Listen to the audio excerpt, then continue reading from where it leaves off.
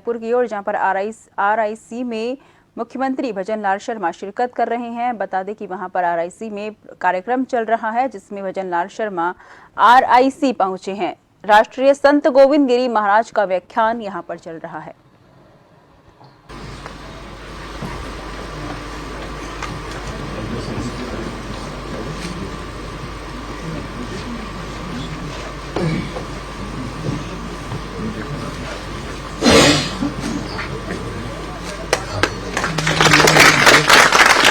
और अब माननीय मुख्य सचिव महोदय से अनुरोध, कृपया पधारें और खुशहाली का प्रतीक पौधा भेंट कर माननीय स्वामी साहब का सम्मान करें।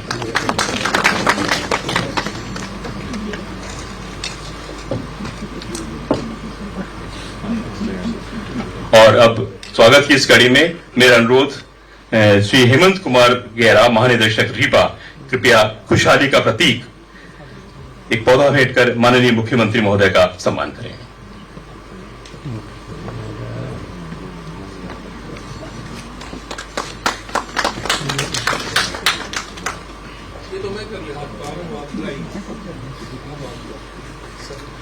अपना राजस्थान ऐसा हरा भरा बनाने का दायित्व भगवान ने आपको सौंपा है, आप उसमें सफल। श्रद्धेय स्वामी जी खुशहाली का प्रतीक माननीय मुख्यमंत्री महोदय को भेंट कर रहे हैं।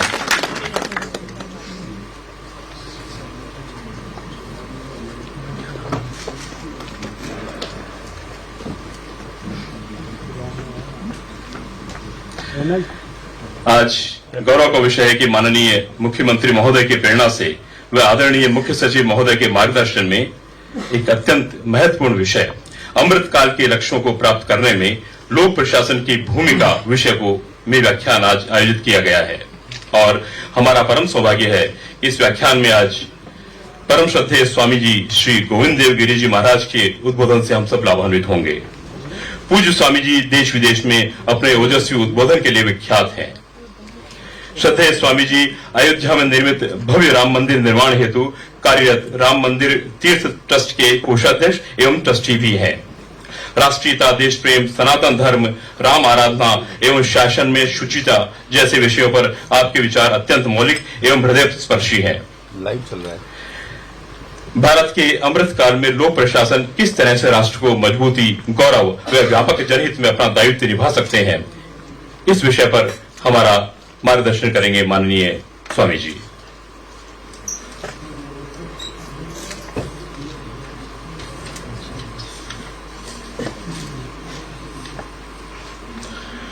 और अब मेरा सादर अनुरोध हमारे मुख्यमंत्री महोदय श्री भजन लाल जी शर्मा साहब से प्रेरक उद्बोधन के लिए, जिनके नेतृत्व में राजस्थान प्रगति की नई ऊंचाइयों का स्पर्श कर रहा है। आपका संबोधन पूरे प्रदेश में एक सकारात्मक संदेश के रूप में जाता है। माननीय मुख्यमंत्री महोदय।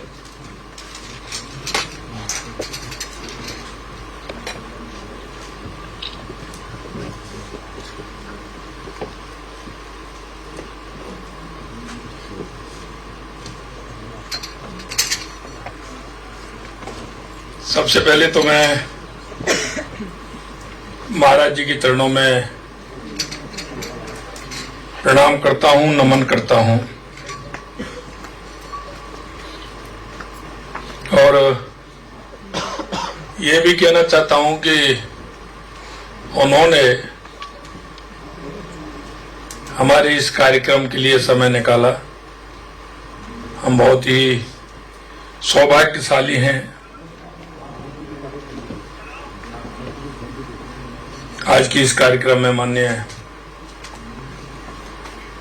आज के मुख्य वक्ता महाराज श्री गोविंद गिरी जी, इस कार्यक्रम में हमारे मुख्य सचिव और हमारे महानिदेशक महोदय, सभी हमारे प्रशासन के अधिकारीगण और भाई और बहनों, विषय बहुत अच्छा है। अमृत काल में लोक प्रशासन की भूमिका। निश्चित रूप से ये भारतवर्ष हजारों सालों से चलता आ रहा है। आजादी के बाद, आजादी से पहले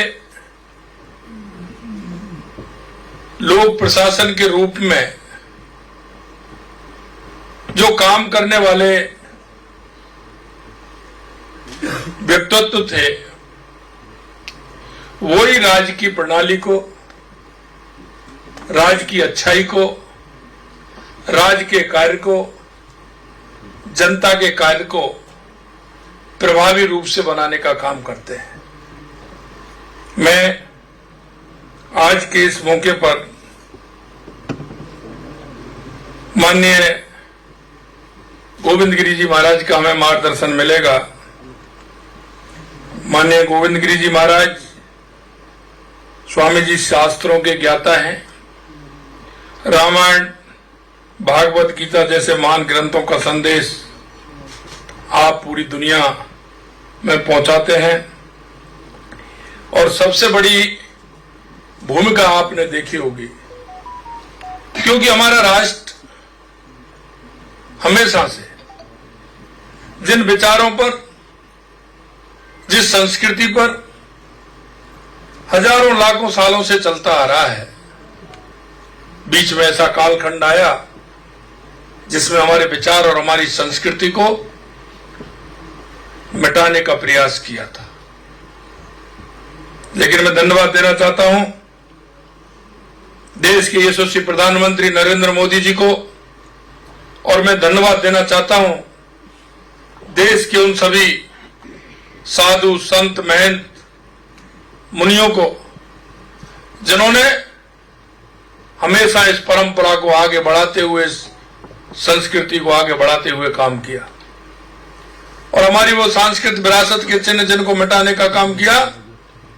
आज देश के यशस्वी प्रधानमंत्री नरेंद्र मोदी जी उनका फिर से पुनरुद्धार करते हुए हमारी संस्कृति को, आगे आने वाली पीढ़ी को किस तरह से हमारी संस्कृति थी और हमारी संस्कृति का दुनिया लोहा मानती थी, हम विश्वगुरु भी कहलाते थे, लेकिन बीच के कालखंड ने हमारे उन पूर्वजों ने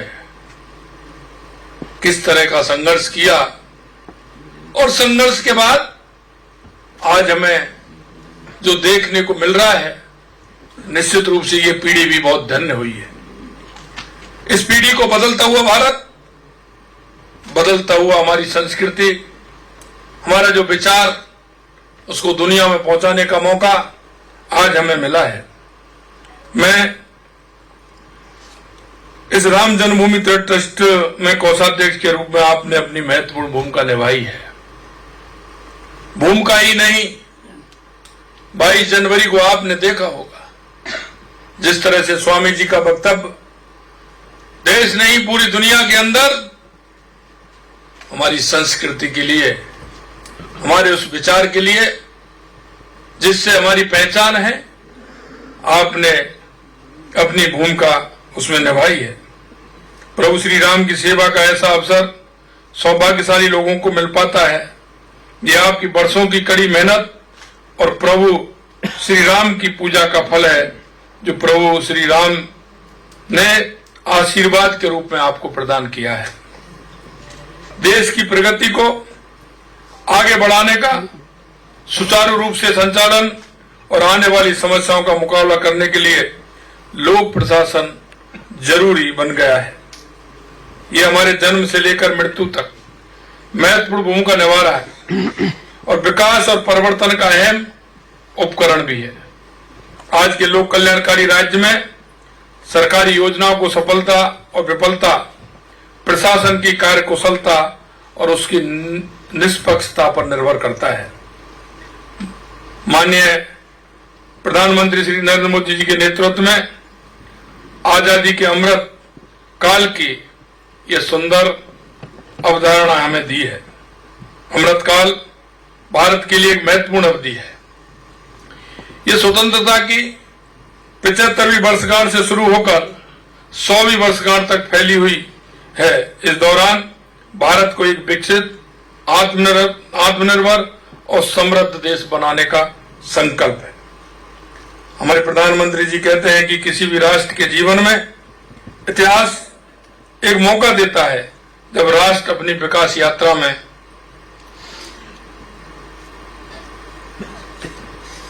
तेजी से प्रगति कर सकता है।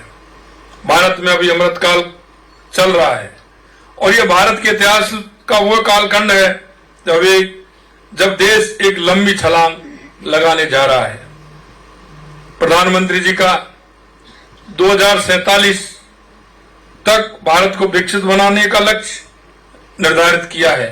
इस लक्ष्य को प्राप्त करने में लोक सेवकों की भूमिका बहुत महत्वपूर्ण है। लोक सेवक सरकार के स्तंभ हैं।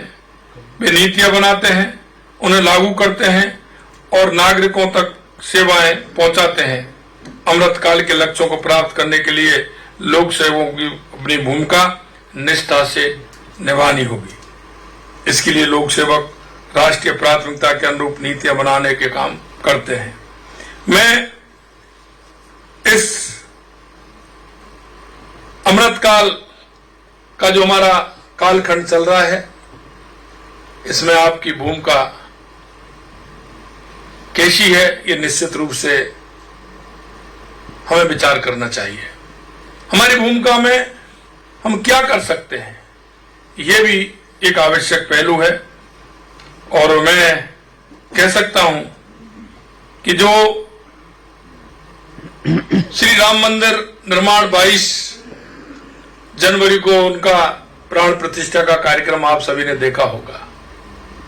ये देश का नहीं, दुनिया का ऐसा सांस्कृतिक केंद्र, सबसे बड़ा सांस्कृतिक केंद्र हमारा आज अयोध्या के अंदर बना है।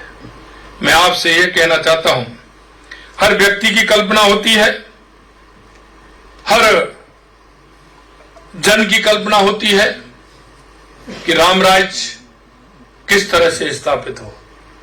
हम कोई भी शासन प्रशासन में बात करते हैं, लोग में बात करते हैं, तो हमारी कल्पना राम राज्य की होती है।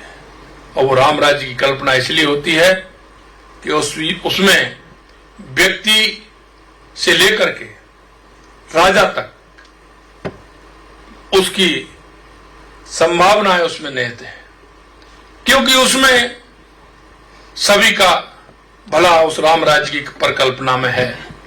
और उस परिकल्पना के आधार पर हर व्यक्ति राम राज्य की कल्पना करता है। मैं अंत में इतना ही कहना चाहता हूं कि स्वामी जी ने जिस तरह से हमें एक राम मंदिर निर्माण में भूमिका महाराज जी की रही है, निश्चित रूप से यह देश कभी उसको नहीं भुला पाएगा। और मैं इतना कहना चाहता हूं कि आज आपने हमें समय दिया है। हमने ये विचार किया कि ये कार्यक्रम किस तरह से हो। आपने जो हमें समय निकाला, हमें समय दिया, उसके लिए मैं आपको बहुत बहुत धन्यवाद देता हूं और कहना चाहता हूं कि ये बहुत कीमती समय आपने हमें दिया है।